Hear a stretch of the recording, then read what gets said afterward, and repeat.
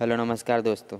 आज मैं बताऊंगा ऐसे बिजनेस आइडिया के बारे में जो कि गांव में यानी कि विलेज एरिया में सबसे ज़्यादा चलते हैं और चलते रहेंगे। अगर हम विलेज एरिया में चलने वाले बिज़नेस के बारे में बात कर ही रहे हैं तो मैं आपको बिज़नेस के बारे में एक बात बताना चाहूँगा। तो इसमें ऐसा है दोस्तों कि हम बिज़नेस को दो हिस्सों में बहुत आसानी से बांट सकते हैं, जैसे कि ये रूरल एरिया बिज़नेस और urban area business. Rural area business यानी गांव में चलने वाले बिज़नेस और अर्बन एरिया बिज़नेस यानी शहर में चलने वाले बिज़नेस।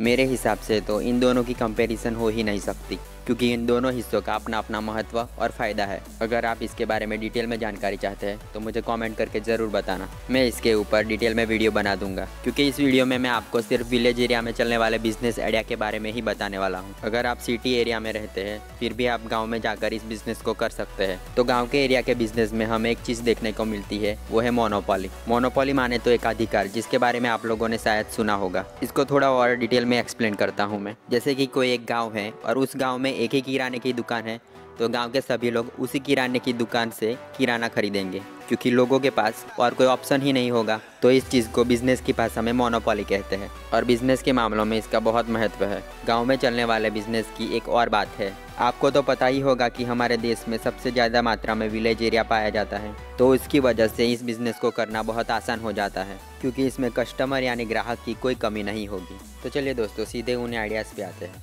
मैंने इस वीडियो में कुछ गांव में चलने वाले बिज़नेस को 3 हिस्सों में बहुत अच्छे तरीके से डिवाइड किया है, जिसमें पहले नंबर पर आता है फंक्शन से रिलेटेड बिज़नेस, दूसरे नंबर पर आता है एग्रीकल्चर और पशुपालन से रिलेटेड बिज़नेस और तीसरे नंबर पर आता है गांव में ऑनलाइन वर्क का बिज़नेस। तो चलिए तीनों को एक के बाद एक डिटेल में डिस्कस करते हैं। तो सबसे पहला है फंक्शन से रिलेटेड बिज़नेस। अगर आप गांव में रहते हैं तो आपको तो पता ही होगा, लेकिन जो शहर में रहते हैं और जिसे नहीं पता उनकी जानकारी के लिए बता दूं, गांव के एरिया में साल भर में इतने सारे फंक्शन होते हैं कि गिनना चाहे तो हमारी हाथों की उंगलियां भी कम पड़ सकती है। जैसे कि कुछ एग्जाम्पल मैं आपको दूंगा: शादी, एंगेजमेंट, कथा, पूजन, भजन, भंडारा। अगर कोई मर जाए तो उसके बहुत सारे फंक्शन होते हैं। ऐसे ही साल भर में गांव के एरिया में फंक्शन चलते रहते हैं। तो गांव के एरिया में फंक्शन से रिलेटेड चीज़ों की बहुत ही डिमांड होती है। तो आप फंक्शन से रिलेटेड किसी एक चीज़ का या सभी चीज़ों का बिजनेस शुरू कर सकते हैं। फंक्शन से रिलेटेड कुछ चीज़ों का मैं एग्जांपल देता हूं, जिसमें पहले नंबर पर है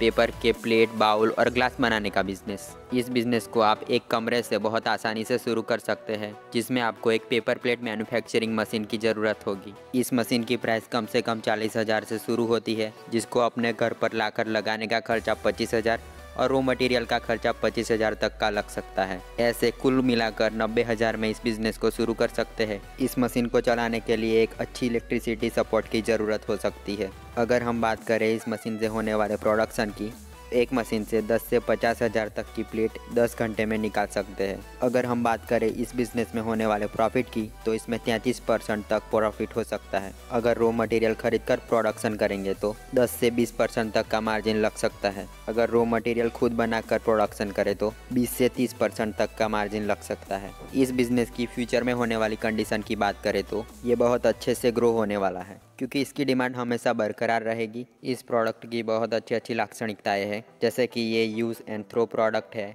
हाइजीन है, इसमें कोई कंपटीशन नहीं है और प्राइस ऑफ कॉस्ट बहुत कम है। और मार्केट रिसर्च से वेरीफाई किया गया है कि ग्लोबल डिस्पोजेबल प्लेट मार्केट 2020 में $4.26 बिलियन था, जो बढ़कर 2028 तक $6.73 बिलियन तक हो सकता है। तो ये था फंक्शन से रिलेटेड पहला बिजनेस आइडिया। अब फंक्शन से रिलेटेड दूसरे बिजनेस के बारे में बात करते हैं। तो दूसरा बिजनेस आइडिया है कैटरिंग और टेंट का बिजनेस। अगर आप चाहे तो कैटरिंग और टेंट में से किसी एक को चुनकर भी कर सकते हैं। तो चलिए सबसे पहले बात करते हैं कैटरिंग बिजनेस के बारे में। तो कैटरिंग का बिजनेस शुरू करने के लिए आपको सबसे पहले कैटरिंग से रिलेटेड सारे सामान को खरीदना होगा। कैटरिंग से रिलेटेड सामान जैसे कि बड़े बड़े पतीले, चम्मच, बाल्टियाँ, छोलनी, तंदूर भट्ठा, चूल्हा, बड़े बड़े थाल, कढ़ाई, भगोना, डस्टबिन, डाइनिंग टेबल और भी ऐसी बहुत सारी चीज़ें आती है। शॉर्ट में कहूँ दोस्तों, शादी जैसे फंक्शन में खाना बनाने से लेकर खाना खाने तक जो जो चीज़ें काम आती है वो सब चीज़ों का इंतज़ाम करना होगा। इन सारी चीज़ों को आप 3 से 5 लाख रुपए में खरीद सकते हैं। इसलिए इस बिज़नेस को शुरू करने के लिए आपको कम से कम 5 लाख रुपए तक की इन्वेस्टमेंट करने की आवश्यकता होगी। अगर आप चाहे तो इसे थोड़ा ज़्यादा एक्सपेंसिव भी बना सकते हैं। अब बात करते हैं टेंट बिजनेस के बारे में। वैसे तो ये ये बिजनेस इवेंट मैनेजमेंट जैसा ही है, लेकिन उससे थोड़ा कम है। तो टेंट बिजनेस शुरू करने से पहले आपको अपने मुताबिक या किसी की सहाय लेकर उसका डिज़ाइन तैयार करना होगा। यानी आपको सबसे पहले एक मैप तैयार करना होगा कि आप किस तरह का टेंट बनाना चाहते हैं, क्योंकि जितना ही आपका टेंट यूनिक और अट्रैक्टिव होगा उतना ही आपका बिजनेस ज़्यादा चलेगा। इसलिए सबसे पहले आपको टेंट का अच्छा सा डिज़ाइन तैयार करना है और फिर उस डिज़ाइन के हिसाब से आपको सारी चीज़ों का इंतज़ाम करना है। उसमें यूज़ होने वाली सारी चीज़ों को आपको अगर ख़रीदना पड़े तो आप ख़रीद सकते हैं, या अगर आपको बनवाना पड़े तो आप बनवा भी सकते हैं। इसमें यूज़ होने वाली चीज़ें जैसे कि गेट हो गया, अच्छी डिज़ाइन वाले पर्दे, झूमर, कलरफुल लाइट्स चलाने के लिए अच्छी इलेक्ट्रिसिटी और एक अच्छा सा sound system, carpet, stage, sofa, गद्दे, कुर्सियाँ, टेबल जैसी बहुत सारी चीज़ों का इंतज़ाम करना होगा। और तो और गर्मियों के मौसम में होने वाले फंक्शंस के लिए बड़े बड़े फैंस और कूलर का इंतज़ाम भी करना होगा। इन सारी चीज़ों को मिलाकर आप इस बिज़नेस को 5 से 10 लाख रुपए तक में शुरू कर सकते हैं। टेंट बिजनेस और कैटरिंग बिजनेस में इन्वेस्टमेंट करीब सेम ही है। आप इनको कंबाइन करके या इनमें से किसी एक को चुनकर बिजनेस कर सकते हैं। अब बात करते हैं इस बिज़नेस के मार्केटिंग की। तो आपको मार्केटिंग करने के लिए लोगों तक जाने की ज़रूरत है ही नहीं,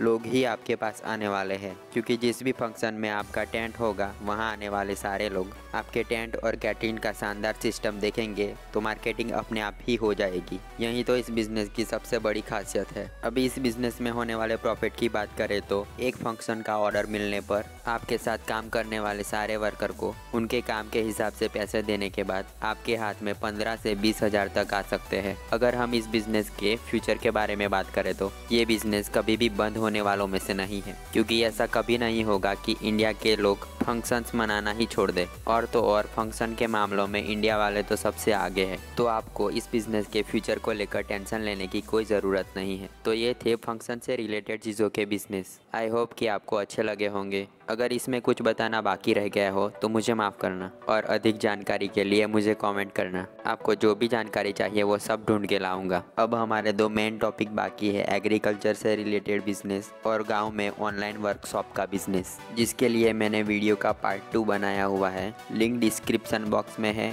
या वीडियो की लिंक आपके सामने भी आ रही होगी। तो चलिए दोस्तों, मिलते हैं इस वीडियो के पार्ट 2 में। तब तक के लिए थैंक यू दोस्तों।